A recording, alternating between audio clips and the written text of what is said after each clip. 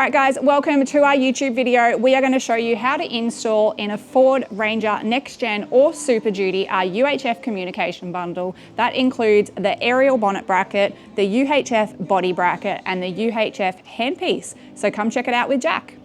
Hey guys, it's Jack from Accelerate Off-Grid Touring here, and today we're installing a UHF communication bundle in the Next Gen Ranger, which also fits the Super Duty. Alright, so in your bundle you have an XRS Connect, the new one. It's very flash. You also get a plug and play wiring kit. So we've developed this in-house as a full plug and play solution for ignition pickup for your UHF. You also get a bonnet mount bracket to mount your aerial to. You also get an under dash UHF body bracket as well as a UHF handpiece bracket. You've all seen this before. We know you love it. We've sold heaps of these. We also have these for the driver's and passenger side, and a UHF pass-through that mounts onto our handpiece mount. All right, so all these can be bought individually on our website if you would like, or they can all be bought together in a nice bundle. Starting off, we're just going to get everything prepped and ready to go into the car. So to do that, all we're going to do is open up our UHF pass-through, mount it onto our UHF handpiece bracket. Do that one up nice and tight. I've gone ahead and pre-mounted the GME body bracket onto our bracket. So all you need to do is in your kit, there will also be two M3 bolts as well as some nuts to go onto there. So it's mounted the way that the logo is facing. So logo facing, reading backwards, that goes towards the car like that, and everything mounts on the front face like that. So from there, we can go ahead and plug our wiring harness. Now you will notice this comes in two pieces. So this is also a separate piece. If you just want to buy it separately and use it for any other ignition power sources, you can go ahead and do that. So what we're going to do is we're going to plug our QC connector in, and that's that. We've just put a nice cable tie around it just to keep it nice and neat for the minute. And we can go ahead and open up our GME box, grab our XRS unit, mount it onto our body bracket and clicks into place just like so. So once we've taken our area out of the car, we've gone ahead and undone the plastic holding ring, and we're just going to just finger tightly do up the nut on the base there. We're not quite going to mount this on our bonnet bracket just yet, as we're going to mount this onto the car first, so it gives us a nice strong place to then mount our aerial on and get that one up nice and tight. Then from there, we can go ahead and plug in our RJ45 connector into the back of our handpiece mount into our pass-through. We're just going to get this nice and straight so there's no bends to make it a little bit easier to run in the car. Then we're also going to grab our handpiece mount. Now our handpiece mount does work with different UHF brands. It doesn't have to be a GME XRS, as most of the bolt holes are the same. So we're going to go ahead and grab a Phillips head 1 screwdriver, undo the bolts holding this together, keeping the nuts on the back as we're going to transplant them onto our UHF bracket.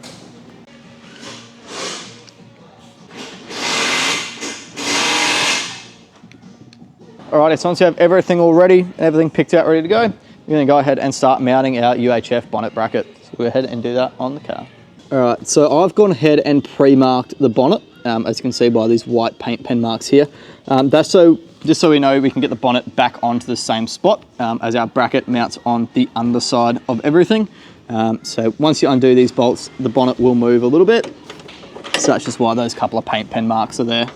So I'm going to go ahead and undo these nuts. These are a 13mm, so we'll go ahead and undo those. So as you can see there, the bonnet has moved off its mark, but with that mark, the paint pen mark there, I can see where it should go back to.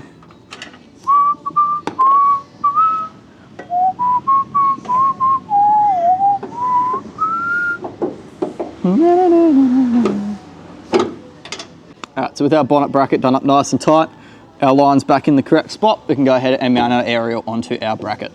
Alrighty, so you'll notice there's a slot in the back side of our bonnet bracket. That's just so we can pass the cable through without having to put all the cable through a single hole.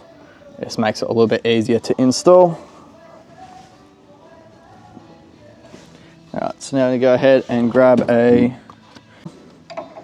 I'm just going to get it in the right spot. I'm just going to start to do it up. So we've just done that up as tight as we can without marking the paint. Once we put the bonnet down, we're going to go back ahead and do up that nut a little bit tighter. So now we're going to start running our cable inside the cab. Now from here, you can chuck a little bit of conduit onto this cable. I'd probably do it once you get past. So I normally put a little bit of conduit onto this cable. It is quite hardy cable, it just so it doesn't rub on anything it shouldn't. From here, normally I would only do it from about here, just because there is a couple of tight pinch points. You don't really want to add any extra material onto this cable so it doesn't rub on any of the plastics or anything like that. So from here, what we can do is we can run our cable up and put a cable tie around the base of our bracket, just so my fingers are here, and then kind of run it back on top of itself on the arm in here. So we're going to do something a little bit like this, and then run it down underneath this foam, and we're going to go through this little bit of a hole just here, and then inside the cab through the grommet that's just on the main firewall there. So I'll go ahead and chuck a couple cable ties on here, and I'll start pushing it through the grommet.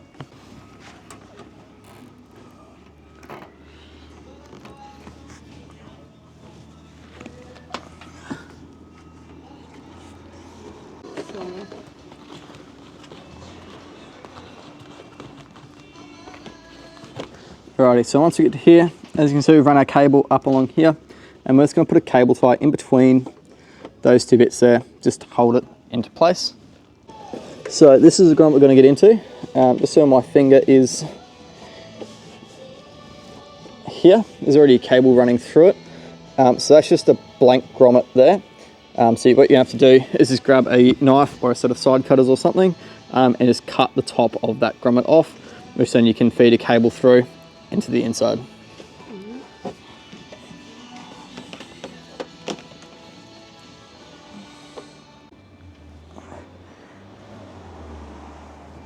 Alrighty, so with getting the antenna cable through, what I've done is I've actually threaded through just a little bit of cable through there, just to make life a little bit easier. It's a little bit more flexible getting through that grommet. So what I'm going to do now is I'm going to tape the aerial cable to that smaller cable, just like so, and we'll be able to pull that straight through that grommet.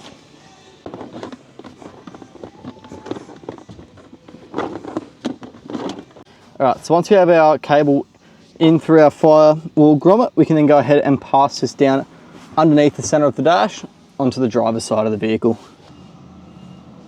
Alrighty, so if you just run the cable and it's just sitting at the back of the HVAC box there, so we're going to go through and cable tie it all up underneath the dash before we go ahead and start to do our plug and play kit.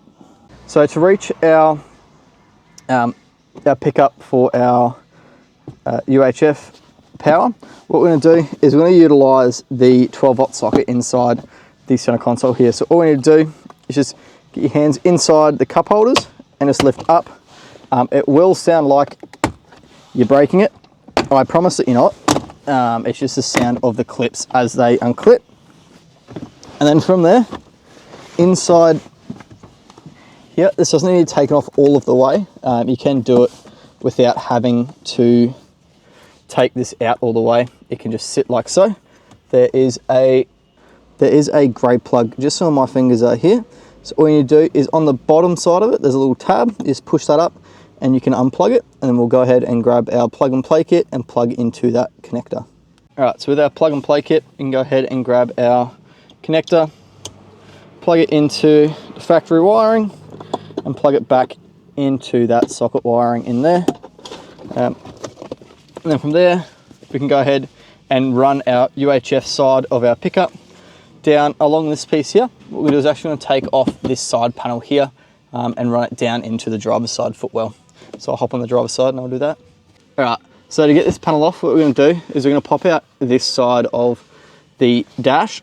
So it's just a matter of getting your fingers in there, and it can pop off just like so. And then from there, there's one screw that holds this side of the plastic in here. So what we're going to do is we're just going to undo this 7mm here, and there's one up here as well. So we're going to take off this panel here. So we'll go ahead and do that.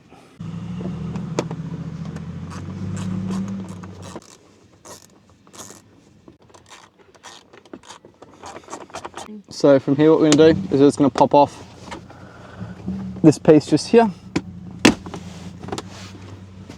and set that one aside. And then from there, you can grab this piece here, and we're just going to flex it out a little bit. And then what we're going to do is we're going to feed our power cable down, and it's going to come out underneath this little piece here. So what we're going to do, just put our hand underneath.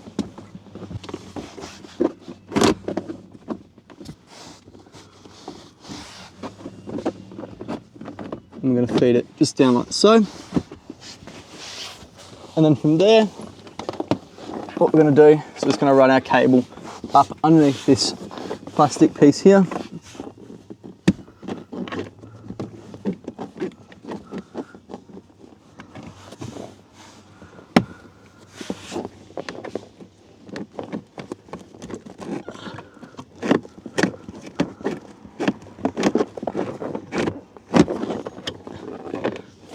Pull up nice and tight, and now we have our power.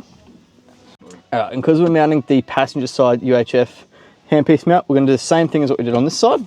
So getting these plastics off so we can run our RJ45 extension cable. Now we have all these plastics off, what we're going to do is we're going to go and grab our handpiece mount as well as our RJ45 extension. So I've already got ours here, and all we're going to do is this piece just sits in like here, contouring around these pieces here so it can plug into our RJ45 pass through on our handpiece mount.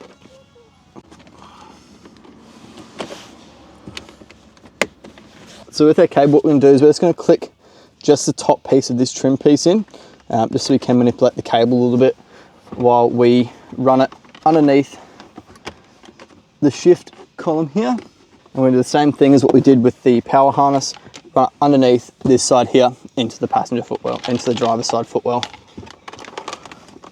Now if you're doing the driver's side, it is a similar process to what we're doing on this side, except you won't have to run it underneath. It will just be a straight coming in through this side, down underneath this plastic here, and then run into the footwell. So we're going to go ahead and plug our RJ45 cable just into our handpiece mount. Let's have it resting there for now. We're going to grab our little block, push it inside the inside bit there, grab our handpiece mount, mock it up into place, grab our bolt, pass it through, grab our 4mm Allen key, then we're going to go ahead and do up our bolt. And from there, whilst we have our cable over here, I'm just going to quickly run it down underneath the plastic into the footwell, and then we can push all our plastics back together. Alright, so now once I have my cable just sitting in the footwell, I'm going to go ahead and push all our plastics back together and put our couple of screws back into this side. Yep. Alright, so now we're going to install our body bracket underneath the dash here. So all we're going to do is just grab all our cables and plug them in. So plug in our RJ45 extension, our power cable,